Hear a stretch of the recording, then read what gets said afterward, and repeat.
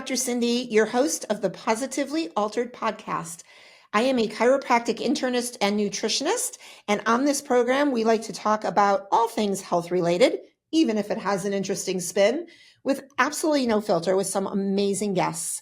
Today is going to be very interesting. I learn a ton from my guests, and this one is going to be no different. When I read her bio, it talks about how she was in engineering and the construction industry, and now she's a strength-based sobriety coach. And when I think about construction, I think about going out after work and having a couple cocktails. This show is going to be very different. We are going to welcome my guest after this break, and we are going to talk about sobriety. So stay tuned. We're going to take a quick break to listen to our sponsors who are super important, and then I will introduce you to our next guest.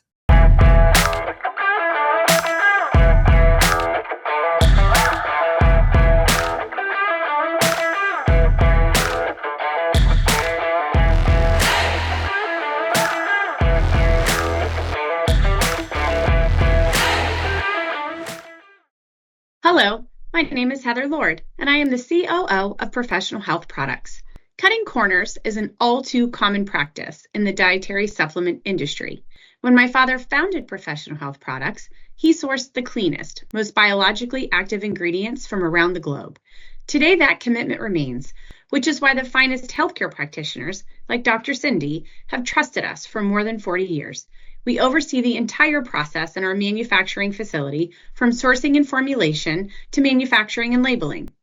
Today, we offer over 300 unique products that can be tailored to the nutritional and homeopathic needs of each individual. Most recently, we launched a proprietary genetic test, allowing our practitioners to get even more dialed in to their patients' health. To learn more about Professional Health Products, please talk to your practitioner or visit our website at phpltd.com. Today, your life is going to be altered. I'm Dr. Cindy. Welcome to Infinity. We have worked hard to create an electronic claims website that is simple and user-friendly. This is the public side. You can log into your personal web portal here. This is your dashboard. You can personalize it to your liking here. Our main focus has been to allow you to submit and edit claims as easy as possible. You will find our claims editor and claims processing is simple to use and straightforward. Our quick action bar is where you can find your most important information. Most of these icons will take you directly to the claims the number represents. You can easily view if you have any messages in your inbox of any unread alerts by looking for these blue numbers. To view the rest of our training videos to get the most of your Infinity experience, click this icon. We hope you find this web portal simple and easy to use. Thanks for letting us serve you.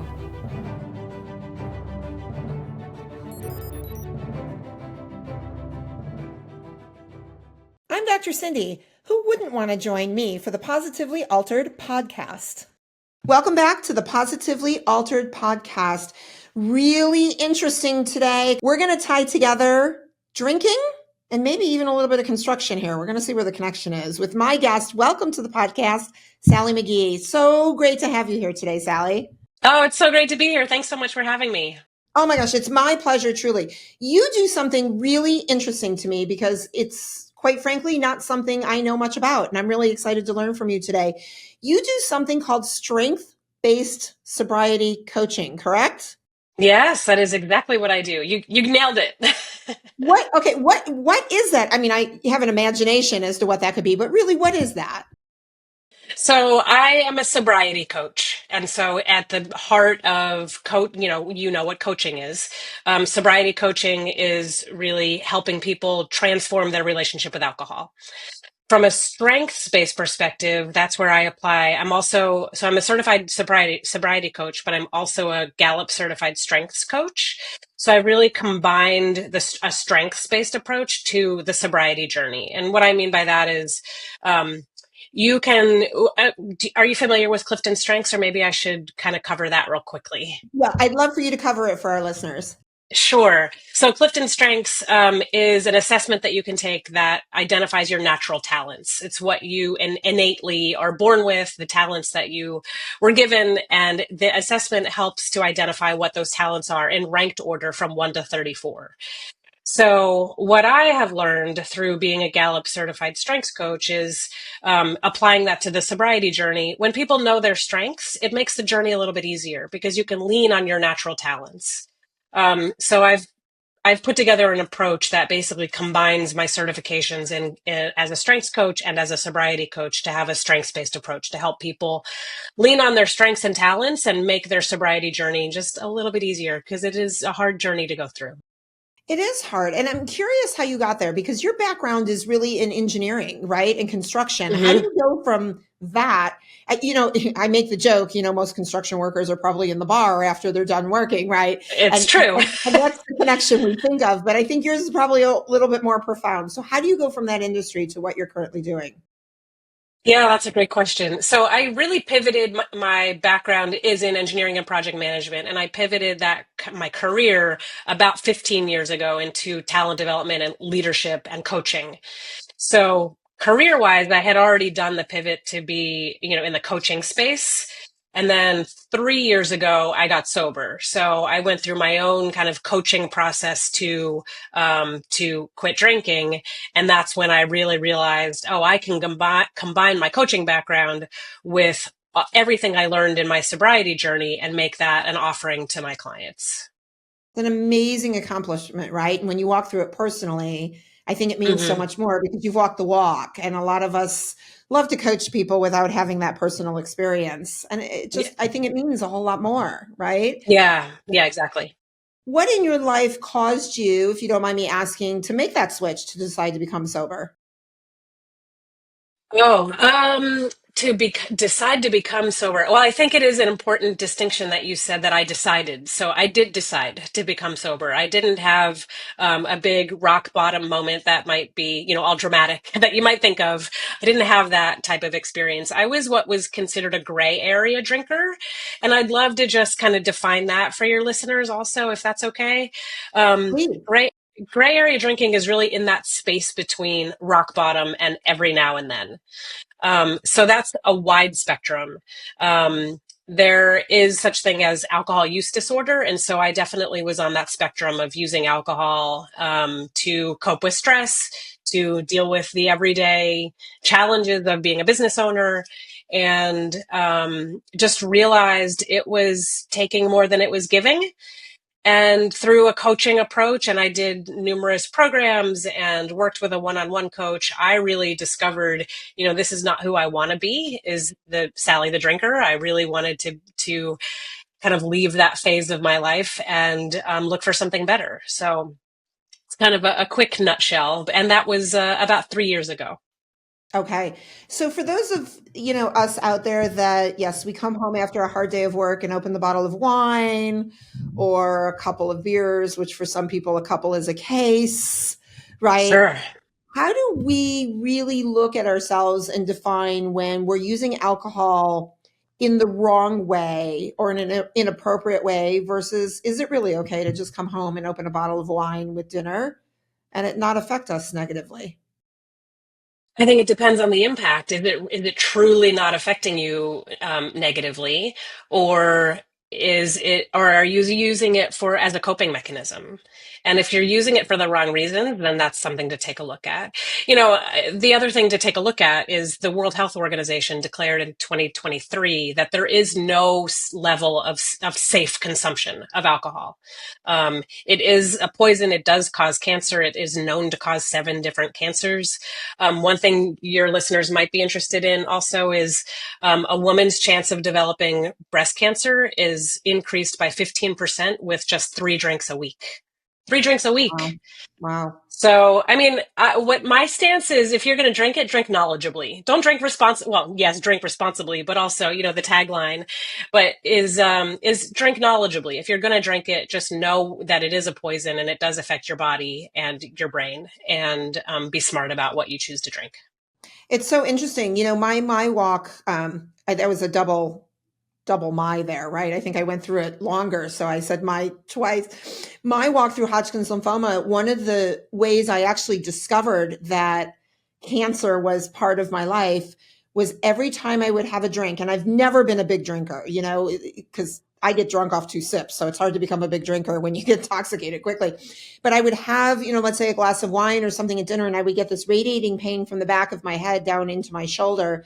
It would last about 20 minutes. It would go away. And what I didn't realize even as a physician is that that's a sign of Hodgkin's lymphoma when you drink alcohol. Oh, So, wow. you talk about these stats with cancer, and yet I don't think we think about that when we, grab a glass of wine or we're sitting at a base, I always think of when my kids played baseball and all the parents would be drunk by 10 o'clock in the morning, tailgating, and, all of these social fun, and I put that in quotations, right? Fun events that we use alcohol, and how detrimental it really becomes that we just don't pay attention to until it's, I don't ever want to say too late, because it's never too late, right? We can always make a decision to do something different, but sometimes we get a result from those decisions that maybe we could have prevented. And it's Yeah, it's almost exactly. a little scary how we don't equate that, right? Well, it's so ingrained in our culture. It's just like you said, you go to the kids' baseball game at 10 o'clock in the morning and people are drinking beer because that's what people do, right? It's everywhere. It's just so ingrained in our society. Do you think, it's interesting. So I have 3 children. My youngest is graduating from high school. And, as the kids venture into, right, they venture into what a drink looks like and the fake IDs and how to get the alcohol, and they go to these parties. Do you think a lot of this really starts with that young brain that doesn't understand the true, potential issues of making those choices? And then once, we're 26, 27 and the brain is developed, we're sort of already on a bad path? I mean, how do we go back to our children and help them make better decisions that maybe we don't get stuck as adults? I think it starts with education, right? Is helping them to understand the risks. I mean, if I knew what I know now 25 years ago, right? I probably would have made different choices. It's interesting. I've spoken with therapists about this before.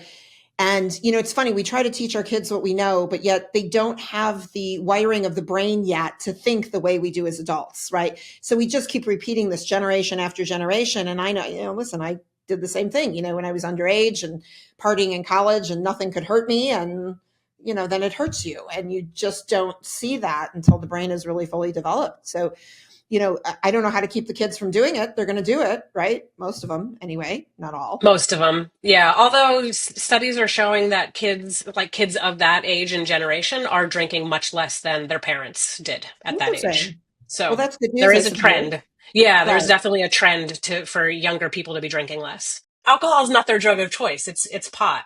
Okay, I was going to ask. They're doing Yeah, something, right, instead of the yeah, alcohol. Right. And now that pot is hmm so prevalent and easy to get, yeah, that's where exactly. they're going. So interesting. So for those of us that do reach for a bottle, a can, a glass, how do we identify, in your opinion, when really it isn't the right drink to grab? What are some red Mm. flags we should be paying attention to in our lives to focus on that? Well, if you want to talk a little bit more about the signs of gray area drinking, maybe Yes, I'd that's love an to. important thing to dive into. Is there's 5 key ways to, and I mentioned one of them is that you're drinking in between the rock bottom and the every now and every now and then is defined as like a couple drinks a year. So, that's a wide spectrum. So that's one. Two is you secretly worry or regret your drinking. Okay. Three is you can stop drinking and might have been able to in the past, for weeks or months at a time, but it keeps sneaking back in. Mm-hmm. Four is your drinking often doesn't look problematic to others in your circles. So, that's something to be aware of, that it doesn't necessarily look like that rock bottom, right? And then the fifth way is you try to ignore that kind of nagging voice inside your head that says, "Oh, just live a little. It's your reward for the tough day." But the voice that says, it is enough. So you try to ignore that little voice. So that's kind of five ways that you can identify. You might be a gray area drinker if these things are creeping in. Yeah, that number 5 really, I think, resonates. I see that a lot, right? Because it is that the day was hard. I need to take the edge off. And we get ourselves, I think, in trouble there, right? Because we justify the alcohol for a Hmm. reason versus I would love somebody just to say, I love the taste of wine, or, the way a beer tastes once in a while. I enjoy it, and it has nothing to do with a hard day or an easy day, right? It's just Right. it's a cocktail versus a Right. need versus a need. And that's a difference. And if it starts to become the need, then that's something that people should take a look at.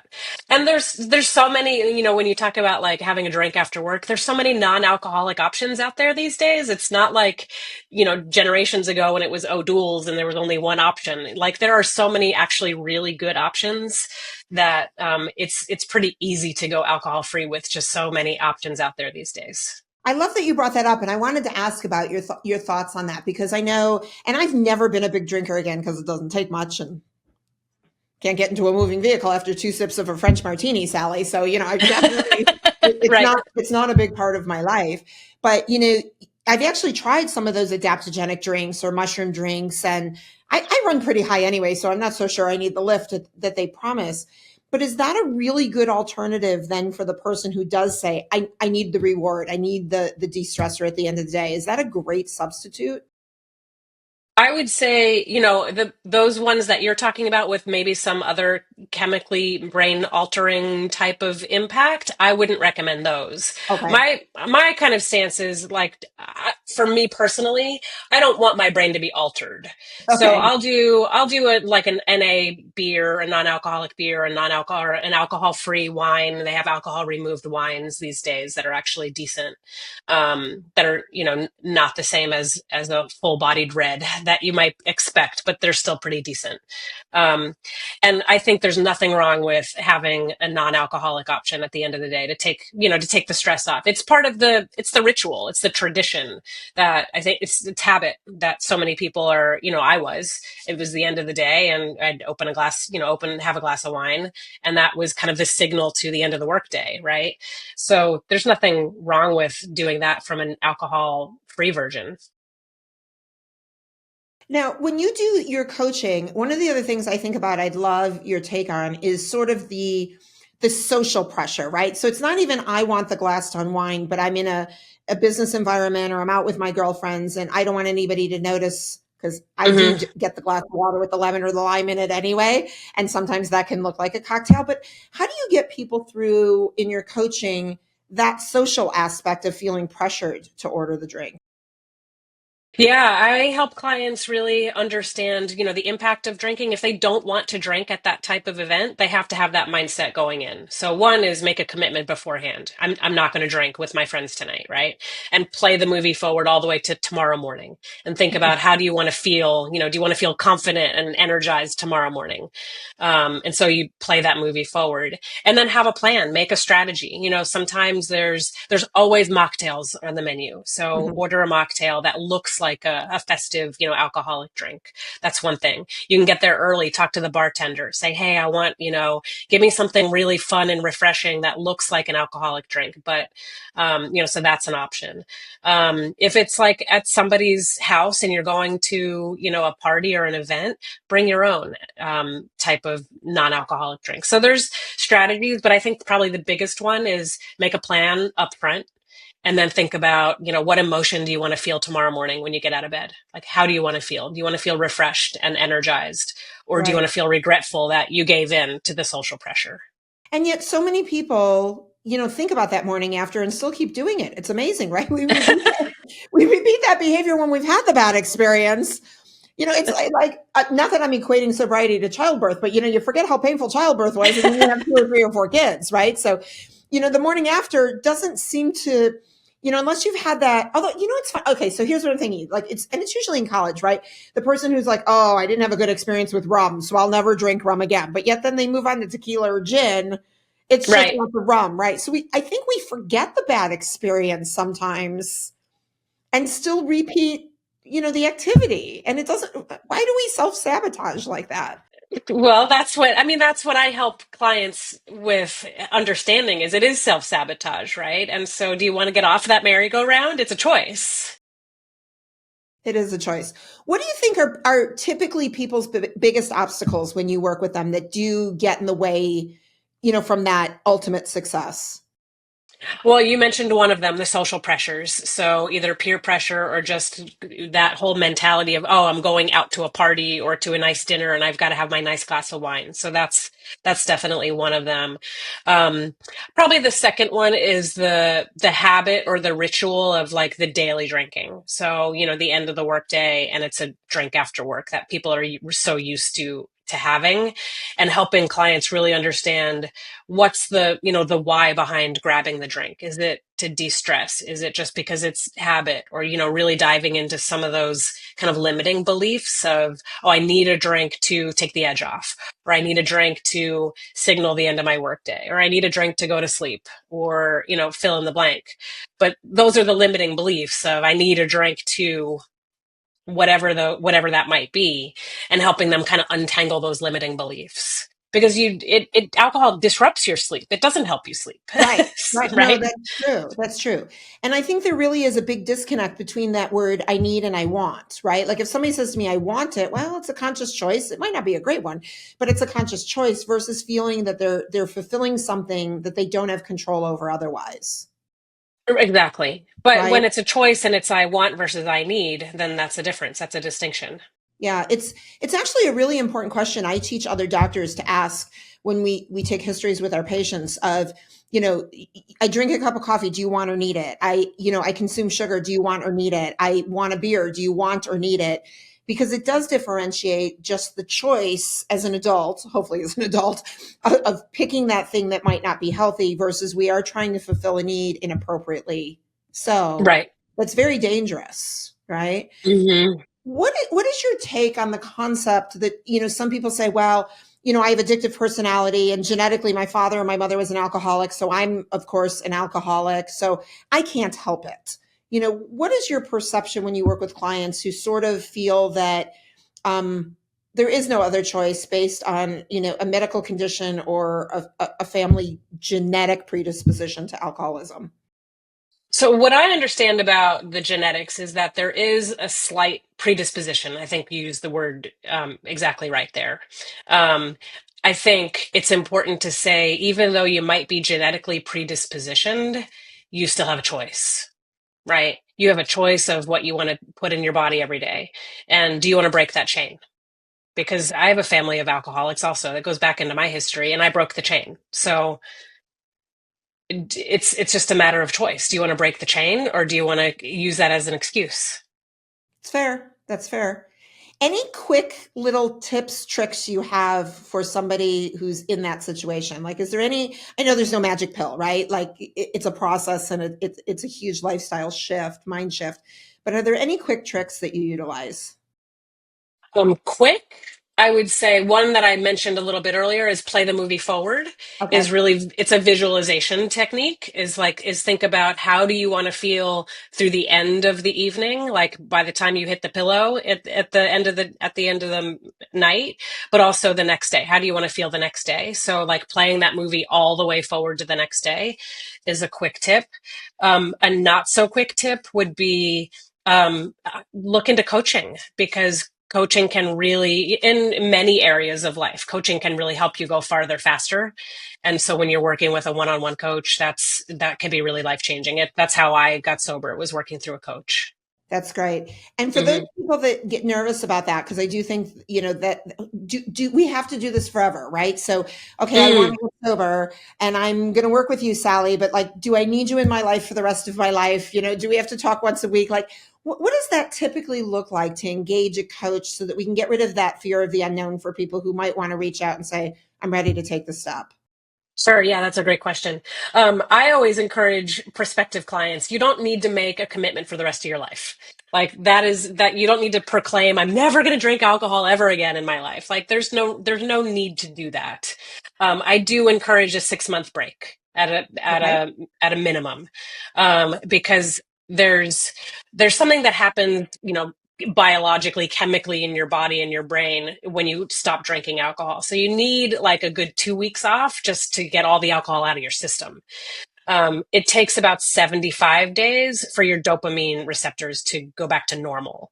So 75 days is like a bare minimum. At least get to that stage. But I always recommend a 6 month approach, because then you're going to experience a lot of those firsts. The first time going to a birthday party, the first time, going to a wedding without alcohol, the first time going on a date, doing something social or romantic for the first time without alcohol. So getting through all those firsts in about a 6 month period is kind of a great starting point. And if clients can say, okay, I'll give this a try for 6 months, that's a huge step.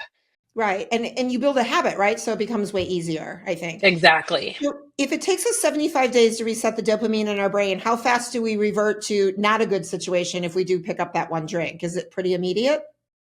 I don't know that there's a scientific answer to that, but neural pathways are pretty ingrained in our bodies and our brains. So if you had that daily habit of drinking and you start to build the habit of not drinking, depends on how like I always describe neural pathways as like this hiking trail in your brain. Like how well worn is that hiking trail? I mean, is it a pretty ingrained habit and it's going to be easy to just go right back to it? Or were you an every now and then drinker and you take it or leave it and it's not such a hard habit to break? It just kind of depends. I don't know Okay. that there's a scientific answer to that. No, and I think that's fair. Who's the perfect client for you? Who do you love to work with? Who do I love to work with? I love to work with high achieving professionals who are using alcohol to cope with stress. And I put that in air quotes there because it is when it's being used as a coping mechanism, that's when it can be really life changing to help them deal with the underlying stress. Because when you stop drinking, you still have those underlying issues of why you were drinking in the first place. So helping clients really understand why they're drinking in the first place and going to the root of that through a coaching approach, that's who I love to work with. That's great. And who's your most frustrating client? My most frustrating client, that's a great question. Those who don't give it enough time, Okay. who can get through a couple of days and then they start to drink again and then get through another couple of days. If that is the case, they're doing the hardest part over and over and over. It's the first couple of days that are the worst. Right. No, that makes sense. What percentage, out of all the people you work with, what percentage would you say of the people that make the conscious decision, right, to do this are successful versus the ones that, fall off and never call you back, right? Because they don't want to take Um, ownership. all of them are successful. Well, that's Yeah. great. Okay. Yeah, I Okay. could say all of them have exited my program and are sober. I'm actually talking with two people today who have exited, and we're just doing a quick catch up that are 1 year and 8 months sober right now. Oh So my gosh, that's so exciting. I love that. yeah. Real quickly too, I would love for you to just talk a little bit to everybody about the difference between, what you do as a coach versus, entering what we all see in the movies, right? Just the 12-step program and you show up to a Oh, meeting. What's the difference and are they both important? I think it depends on your philosophy. 12 step programs have their place. I am not based in a 12-step type of approach.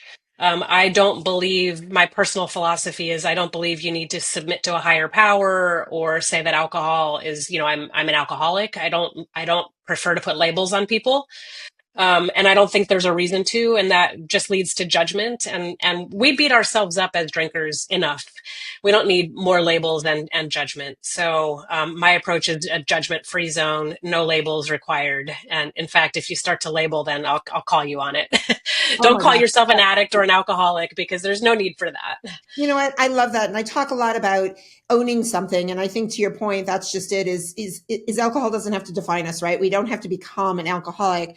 If we're using it in the wrong way, we get re-educated and we make better decisions. But I love that. And I think it's really important for people because with that judgment, I think there's more failure too.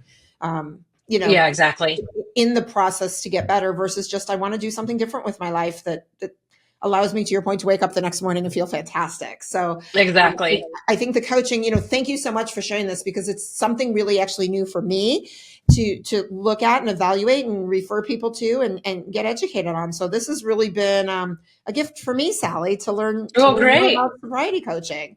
I love Excellent. it. I love it. We're going to take a quick break because we want to listen to our sponsors. They're really important to us here at the Positively Altered podcast. But when we come back, Sally, I'd love to just throw some questions at you for fun if you're up to having a good time with us for a few more minutes. Let's do it.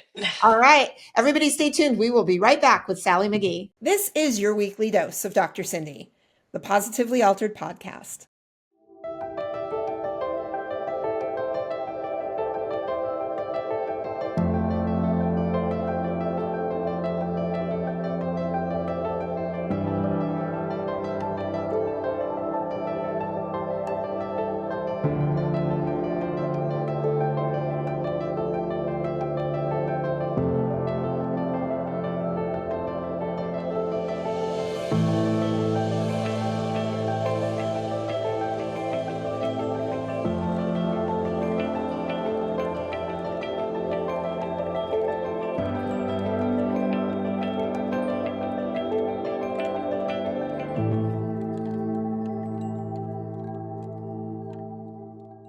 Stop. Hit that follow button now and spread the love with Positively Altered. All right, Sally, we are back on the Positively Altered podcast.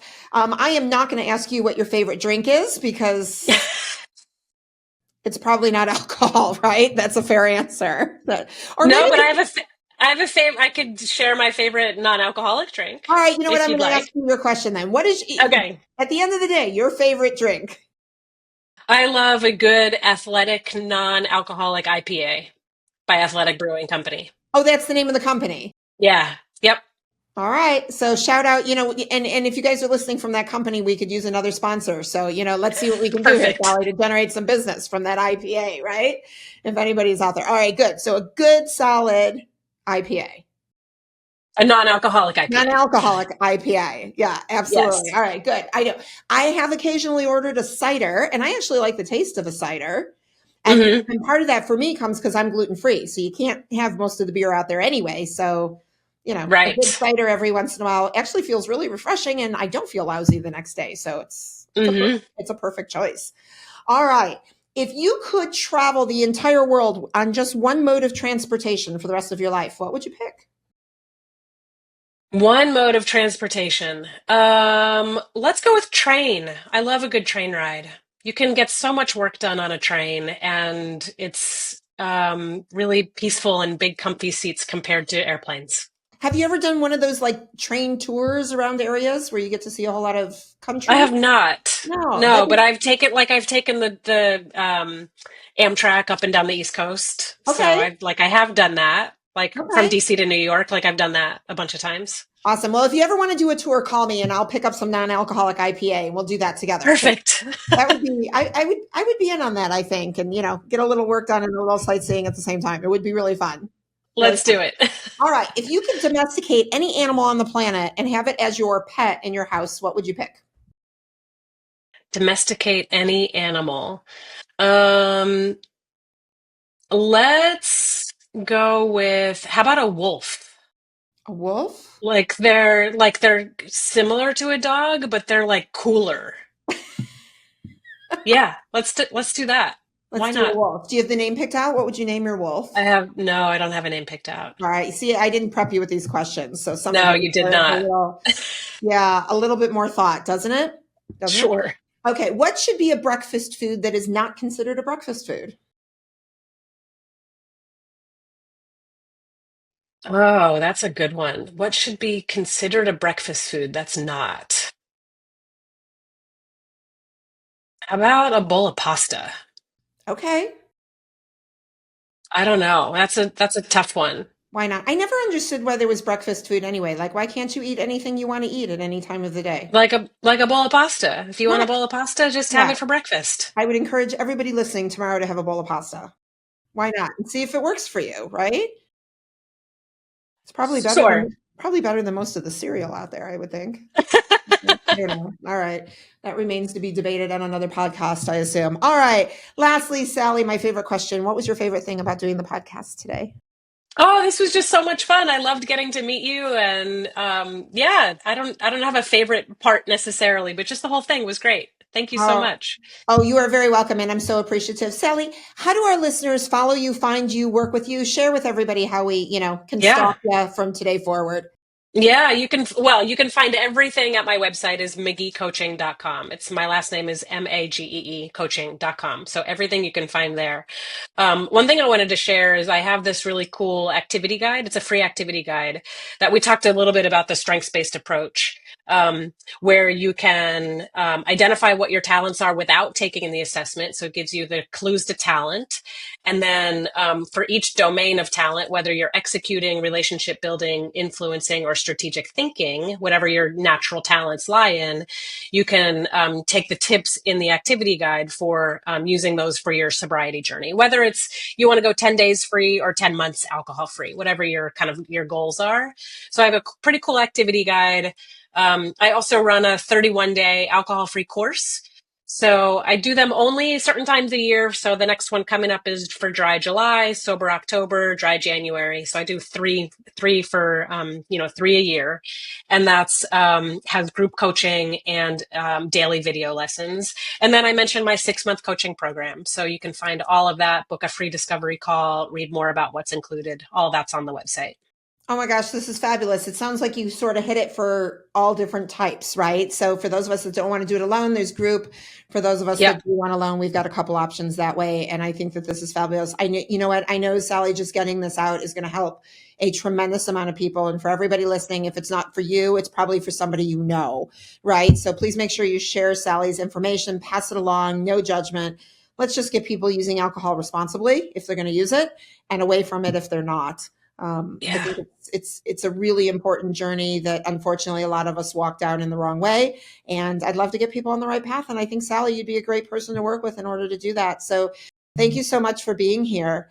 For those of you that want to learn more about my community and what's going on, please check us out at drscindyspeaks.com or shoot us an email and let us know what you think of the podcast at hello@drscindyspeaks. If you want to do a little reading or audiobook listening, check out Positively Altered, Finding Happiness at the Bottom of a Chemo Bag. Sally, you know what my favorite thing is today? Besides the fact that I think you're fabulous, I learned something new and I love to grow and learn. And I now know that I have an amazing resource, not only for friends or colleagues, but for patients who really can use your help. And I'm going to make sure I pass along your name and your website and your information because people need a really good resource and you're out there doing some great work. So thank you so much for your time today and educating our listeners. It's been an absolute gift for me. I hope everybody out there, yourself, Sally, because I know I also am, we have all become today as a result of this positively altered.